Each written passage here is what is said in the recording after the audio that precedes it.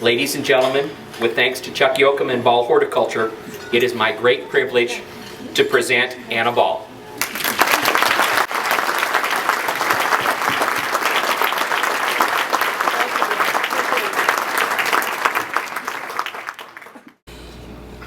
So one of the things we're talking about is what are the gardens of tomorrow going to be like? One of the trends that we're seeing is the gardens of tomorrow will be more than just about pretty, more than just about beauty.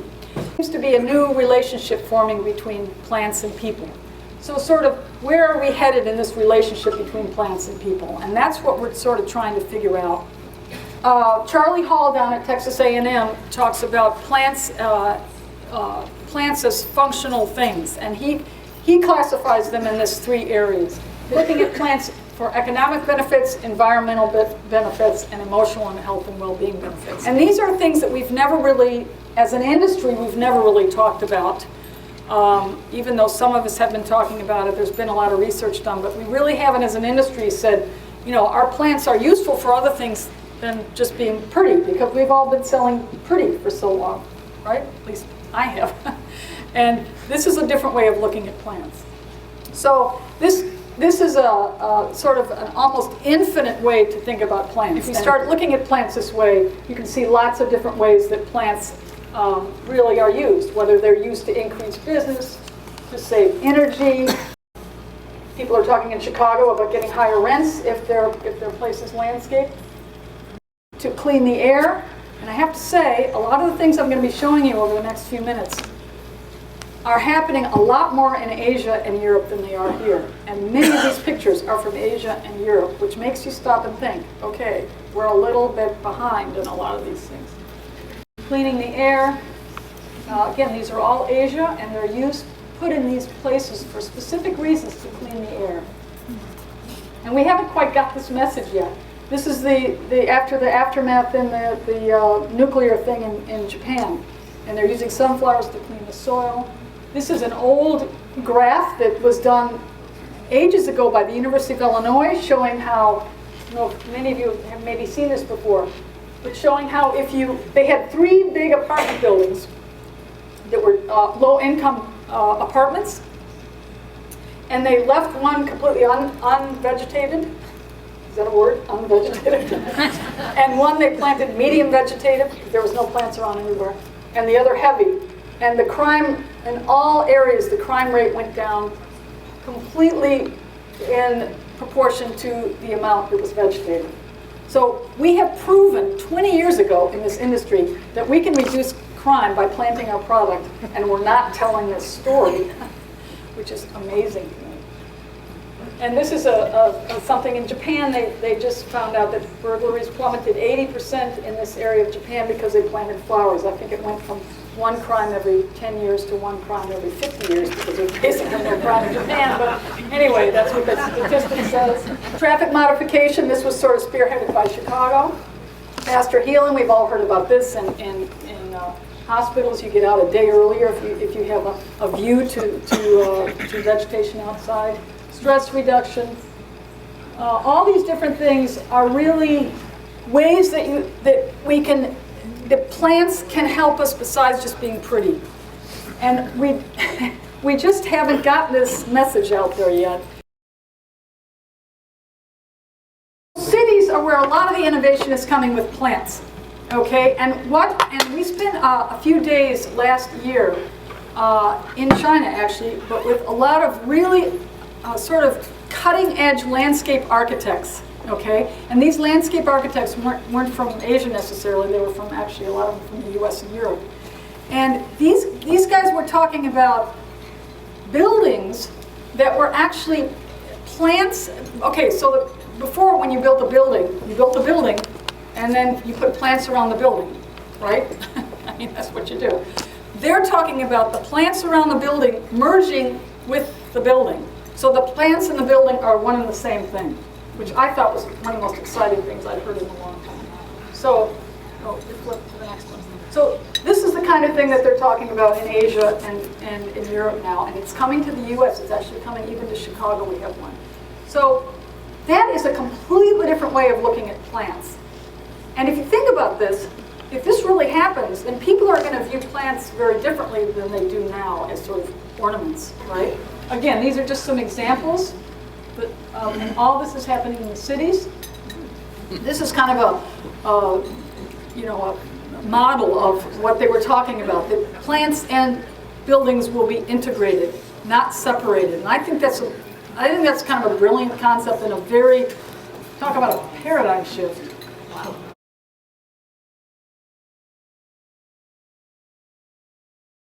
We've been looking down on plants. And when you look down on something, you have a certain relationship with that. You're dominating it, okay?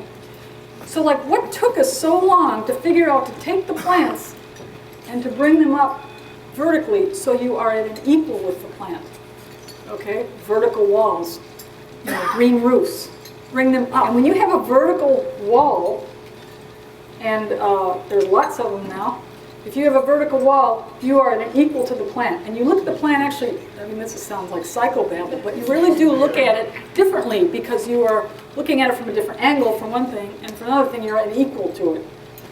One of the landscape architects that we worked with said, bedding plants, as an example, are so timid. He said, they're way down on the ground, and they're like, at least they used to be down on the ground, they look up at you and they hug the ground. It's like, what's with that? Get them up so that they're not so timid.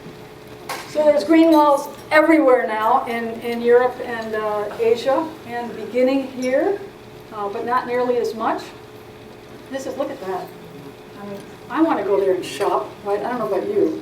That's a retail shop. I'd want to go to that place and shop. And this is in London. I actually took this picture. I was walking around just waiting for a meeting to start or something. I turned the corner and there was this thing and everybody just walking by like it was nothing. And I was going, wow. So they're everywhere.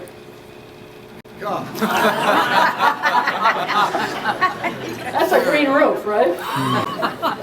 And it's also getting into the commercial, of course. We're commercializing it. There's lots of talk about plants being used as living billboards kind of thing.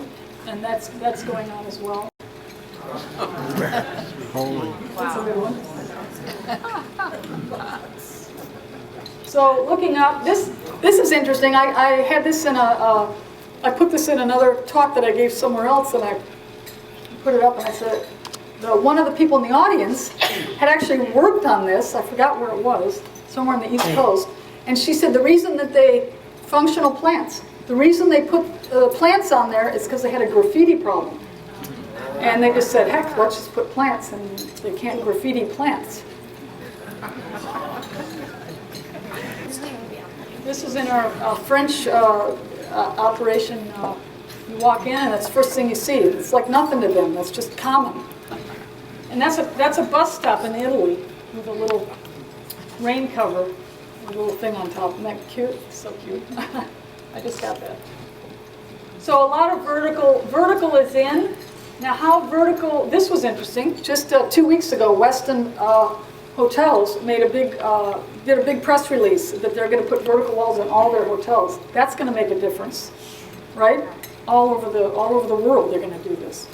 How does this relate to those of us who, sell in a garden center or retail or, I don't know, but it's going to get down to that level in a different form or shape, but it's going to come because people are going to be used to these things, and this is what they're going to get. The eye's going to get used to them.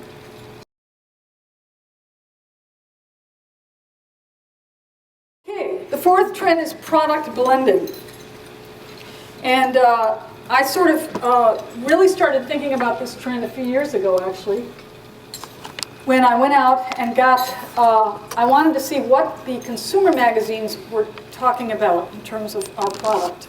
So I went out to the grocery store and I bought, it was May, and I bought every gardening magazine for the consumer that you could get. I took them all home. I was kind of excited about this project, and I remember putting everything on the kitchen table, and I sat down, I made a little chart for myself. I wanted to see how often our products were listed, of course. That was one of the goals. But I made this big chart, and on the chart it said I was going to list the new products they were talking about, and then whether it was an annual, perennial, or a woody, and blah, blah, blah, blah. And I started to make this list, and I went in all these magazines, and most of them didn't say whether it was an annual, a perennial, or a woody. They just said this is a new plant. And a lot of them I didn't know whether it was. And I started thinking about that, I thought, wait a minute, what's going on here? Young people are growing up with products that are used in a whole bunch of different ways, right? I mean, I don't know about you, but I have an iPhone and I use it for only two things. One is to take pictures and two is to check emails. But there's tons of other things there, and somebody else doesn't use it for this, you know, so everybody uses it for something else. The issue is, who cares? And that's what I kept asking myself. Who really cares if this is an annual, a perennial, or woody, or whatever? The industry cares, and we are like the biggest offenders because we actually have separate companies for these things. You know, we have a vegetative company, and then we have a seed company, and then we have, I mean, you know, and we're not the only ones. So we're very segmented at the production level, and many of you in the audience are the same way. There's nothing wrong with that because there are differences, but the consumer doesn't look at it that way. So there's a disconnect between how the industry looks at it and how the consumer looks at it. So the industry thinks in terms of classes, and the consumer thinks it's just a plant. The more I think about it and the more we sort of study it, the more I think that it's really a change in the way, again, people are looking at plants. So first of all, some people say they want natives, but really they don't want natives, they just want like low maintenance. I found that out because they don't really care if it's native or not, they just want low maintenance. They think natives are low maintenance, so they want it. So that you gotta kind of sort that out. Lo and behold, this was like 3 weeks ago in the Wall Street Journal, and there was a big, actually quite good article, I have to say, about turning front yards into native. And it said, you know, this isn't that easy, but it's the trend, and that's what people are looking at. There's so many landscape guys that are doing this in commercial buildings, and it's your eye adjusts to things, right? And I think the eye is adjusting to some of these things, and that's what the eye is adjusting to. So this native thing, I think we have to look at it as a trend of what the type of things that people are looking at. It doesn't have to be natives. I call them the new natives, okay? But there's lots of things, and new natives can be some of the plants that we sell not even as natives, but they have that kind of wild look, okay? And these are two quotes that I just got last week from people. They said they want natives, but they have to be pretty. And some people don't think that natives are pretty, so they have to be pretty natives. And they have to be neat and orderly. So I think what they're saying, but it's interesting, is what people want is that that wild look, but not too wild. And I'm kind of with them, so. Okay, so this Floriade. Has anybody been to Floriade in Holland? Okay, and Floriade is every 10 years. It's like the world's gardening event, and it was 10 years ago in 2002, and then it was 2012. Did you go this year or 2002? This year. This year. Okay, so 2002, this is a typical sort of bed, right? Floriade 2012. Not a jelly bean bed to be seen. Wow. Everything was native-y looking. All of our people came back and said there weren't any annuals there, and we're in the annual business. They were kind of upset. What? There were annuals. There were annuals, but they weren't used in the same way as they were 10 years ago. So it's interesting, you know how you notice something if you haven't seen somebody in a long time, you see the differences, but if you see them every day, you don't see the differences. So this is 10 years, and I think it's instructive to see the huge changes that were made just in what people want to see in 10 years in this area. So these are all pictures from the Floriade. Native-y looking. So the next trend is sustainability, and this trend has been all over the place since it started. And I'm just going to make one point about sustainability, and there's lots of, we could talk about this all day. Two issues. One is transparency. We don't talk about transparency a whole lot in this industry, but everybody knows what this is, right? You've seen that a gazillion times. So what if we had to do that for plants? This is 1,000 geraniums. Wow. How many chemicals were put on it, you know, how much water you used, you know. Wouldn't that be really pleasant to do that on all of our products? Wouldn't be very pleasant. The point is, we should be thinking about that. You know, it's like they say, never put anything on email that you wouldn't want up on your, posted on your office wall that everybody can read, which is true. We shouldn't do things like that. And we should pretend like everything we do is transparent. Start thinking that way, and then that forces us to think through things. What is the number one way to get more sustainable? This kind of came to me a couple of years ago. We'll just reduce our shrink. That does more than anything. Now, shrink has changed over the years. Just to illustrate this point, I decided, we produce seed and cuttings in Central America. And I said to the guys, I said, okay, we produce 100 seeds or 100 cuttings in Buena Vista in Costa Rica. How many of those cuttings actually end up in somebody's garden as a pretty plant? So we went through all the stages. Okay, first we harvested, and we lose a little in the harvesting, and then we dry it, and we lose in the drying, and we treat it, and we lose that. Then it goes to the plug producer, and he uses a little, blah, blah, blah. So we averaged out what all of the losses would be along the way. And you know what we came up with? A negative number. And I'm going, okay, there are plants out there. It can't be a negative number. So we went back and actually adjusted it up so that we ended up with not a negative number. But look how much we lose along the way. I mean, what is with this, right? And I kept thinking, what about food? Produce. How much food is wasted? And I found out, actually, there was an article that said that they think in the US, 50% of all the food that's produced is wasted. So we're worse than the food industry, and I know the food industry is bad. So cutting waste is a really important way to be more sustainable. And the third issue about sustainability is, I just wanted to put a little bit of a plug in here because we're building a new facility in Nicaragua. This is a picture, I was there 2 weeks ago. A production facility for cuttings. And we are working very hard to make this the most sustainable production facility anywhere in the world. We're very fascinated. Let me tell you, it's a lot easier to make something really sustainable if you start from scratch than if you try to change it, right?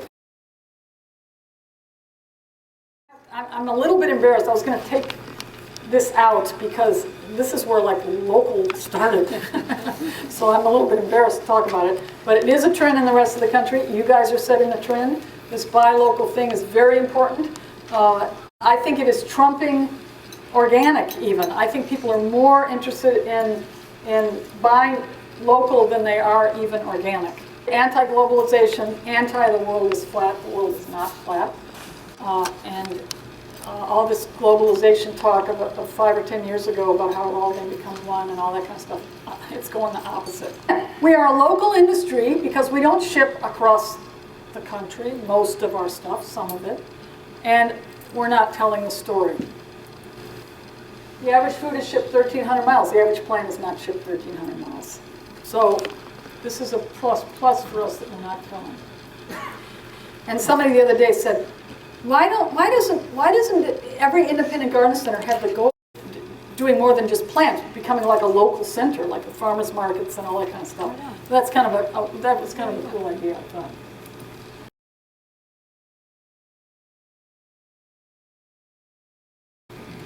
Okay, Gen Y. I don't know about you guys, but I'm really getting sick of hearing X's and Y's. I get them all mixed up and whatever. And this is really the issue I think that we need to struggle with. Our product's going to be relevant to these X, Y, Zers coming up. And there's a lot of people saying that they're not going to be for a whole bunch of reasons. So that's what we have to worry about. Their products that they buy have to have a function, they have to have a purpose, and they want experiences. And they ask things like, this is the young people we talk to, what else can I do with it? Like, I don't want to just buy a pretty plant and take it home. It has to like do something. Okay? They want an experience. They don't want to just go in and buy something. They want an experience when they buy it. Okay, they're far more likely to garden in their community than garden in the backyard. This is what somebody else said to me. We've got all of our under 35s together in the company a couple of years ago and said, like, tell us where you shop and, do you go into mass marketers? No. Do you go to independent garden centers? No. And one little girl, I'll never forget, she wasn't little, raised her hand and said, why don't you put the plants where we shop? And I kind of looked at her and said, what did you say? She said, put the plants, if if I saw those plants where I shopped, I would buy them. But I would never go to an independent garden center, and I'm not going to go to Home Depot. Just put them where I shop. She listed all these stores that I'd never heard of, you know, like Bed Bath & Beyond, those kinds of stores where she shops. And she said, put them there, I'll buy them. If I see them there, I'll buy them. We had our HR director, his daughter works in anthropology. The women know anthropology. I love anthropology. And she said, I know if plants were in there, these women would buy these plants. So that's kind of something. And this is another quote, everything in the garden center is geared toward baby boomers. I didn't come in for a tea cozy, I came in for plants. Tea cozies are for baby boomers. And then somebody else said, older person said, we're not catching what these young people are saying because they're coming in on a different channel. I thought that was good. And then Renee Shepard said, they don't garden, they grow stuff. And gardening is very different than growing stuff. Gardening is very different than decorating. And gardening they don't do, because gardening is work, by the way. We were demonstrating a new app that we had for one of our products, and there were sort of some buyers around. And they were all fascinated with this app, and we were showing them the app, and there were two women that were maybe 25, 30 years old, were married, had houses, were over at the side. This was with a group of buyers. And I noticed when the person was explaining the app, that the guys were all excited, and those two women were over there, and they just kind of looked like this. And so at the end, I said, what do you think? And they looked at the woman me and the woman who was doing it, and they said, you lost me on the second click. And I said, what do you mean? And this app had, like, you had to, okay, it was an app for gardening. Okay, if you have sun, you press this, and if you have soil, you press this. And they said, we don't do anything unless it's one click. No, I mean, I'm serious. This was a mind-changing comment for me, because I went back to the office and I said, look, we have to become a one-click company. Seriously, you know how many clicks gardening is? Okay, figure your sun and shade, figure your soil, get soil tests, do this, do that. Gardening is like a 25-click hobby. And kids are used to one-click things. I mean, the iPhone doesn't even have an instruction manual because it's completely intuitive. You don't have to think, you just press a little picture, right? So think about the difference between growing up in a one-click environment, everything intuitive, you don't really have to figure it out, it's kind of one click, and hitting gardening, which is like 25 clicks. So we're trying to make everything one click. That's just you know what I mean. I'm not being literal about it, I'm just saying. This was interesting. Last week I had dinner with a German guy who he owns Benari. Some of you may know him, he is Berlison. And he said there's a trend in Germany called clean gardening. I said, what's clean gardening? He said, that's gardening without touching any soil. they want to garden, but they don't want to touch any soil. So they really don't want to garden, they want to decorate, right? Or they want to garden, but they don't want to touch any soil. So they're trying to make it so you can buy things and plant them without touching soil. I don't get it, but he said this is just starting. So, but think about that. I think that's pretty important. Grandmother's Victory Garden. This is vegetables. Many of you have talked about vegetables. Vegetables are, the way we grow vegetables are increasing, and there's all sorts of, heirloom and grafted things and all that. But the interesting thing about it is what's happening in agriculture. This was the journal report of October 15th. Wall Street Journal.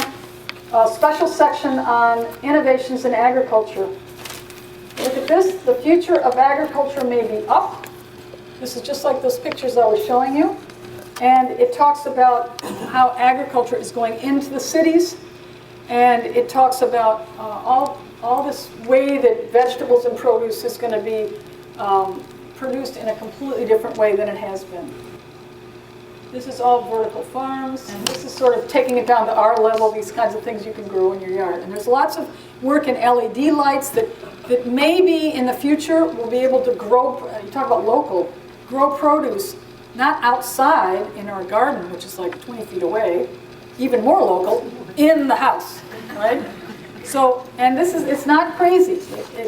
You know, we could be, maybe we could be completely self-sufficient. So the vegetable and the agriculture is a really interesting, and I think we're kind of like missing this in the horticulture because all this cool stuff is happening in agriculture, but darn it, it should be happening with us too, and I think we can sort of piggyback onto this. And if you think about it, in our industry, for the past 50 years, we've had 3 ways of selling plants, right? You can sell to landscapers, you can sell to mass marketers, or you can sell to independent garden centers out your front door.